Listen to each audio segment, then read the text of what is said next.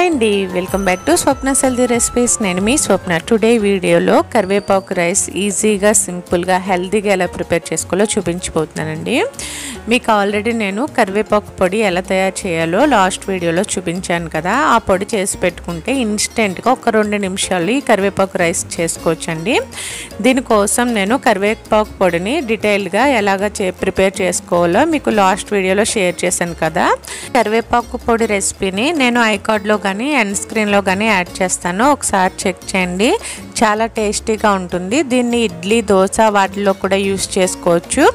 మనకి ఒక 4 days వరకు కూడా నిల్వ ఉంటుందండి. ఇది బయట ఫ్రిడ్జ్లో అయితే మనకి ఒక 10 days వరకు ఉంటుంది. సో ఈ పొడి ఉంటే మనం 2 నిమిషాల్లో ఇన్స్టెంట్గా కరివేపాకు రైస్ని ప్రిపేర్ చేసుకోవచ్చు. దీనికోసం నేను వెడల్పాటి గిన్నెలో ఒక 2 స్పూన్ల ఆయిల్ వేసుకుని, 1 స్పూన్ ఆవాలు, 1 స్పూన్ జీలకర్ర, 1 స్పూన్ పచ్చిశనగపప్పు, 1 స్పూన్ సాయి మినపగుళ్ళు వేసానండి. ఇవన్నీ బాగా ఫ్రై అయిన తర్వాత 1 స్పూన్ వేరుశనగపప్పు, ఒక 10 జీడిపప్పులని వేసుకుని మంచి కలర్ వచ్చే వరకు ఫ్రై చేసుకున్నాను.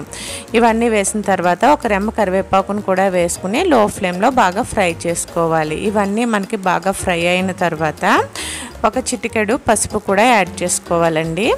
నేను రైస్ని ఇలా ఉడికించుకుని చల్లారబెట్టి ఉంచుకున్నానండి. వేడివేడి రైస్ వేసుకోకుండా చల్లారిన రైస్ ఈ పోపులో వేసుకుని నెక్స్ట్ ఒక 2-3 టేబుల్ స్పూన్ వరకు కరివేపాకు పొడిని యాడ్ చేసుకోవాలి. ఈ పొడిని ఆల్రెడీ మీరు లాస్ట్ వీడియోలో చూసుంటారు, చూడకపోతే నేను ఎండ్ స్క్రీన్లో యాడ్ చేస్తాను, ఒకసారి చెక్ చేయండి. ఈ కరివేపాకు పొడి మొత్తం మిక్స్ అయ్యేటట్టు బాగా మిక్స్ చేసుకుని టేస్ట్కి సరిపడా సాల్ట్ యాడ్ చేసుకోవాలి.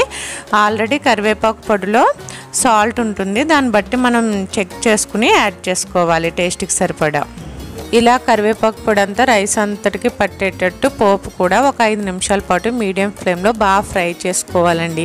అంతండి, ఎంతో ఈజీగా సింపుల్గా హెల్తీగా మనం కరివేపాకు రైస్ని ఇన్స్టెంట్గా ప్రిపేర్ చేసుకోవచ్చు. ఈ కరివేపాకు పొడి ఉంటే 2 నిమిషాల్లో రెడీ అయిపోతుంది. మీకు కూడా ఈ వీడియో నచ్చితే లైక్ చేసి, షేర్ చేసి, కామెంట్ చేయండి. మన ఛానల్ సబ్స్క్రైబ్ చేసుకుని పక్కనే ఉన్న బెల్ క్లిక్ చేయండి. Thanks for watching.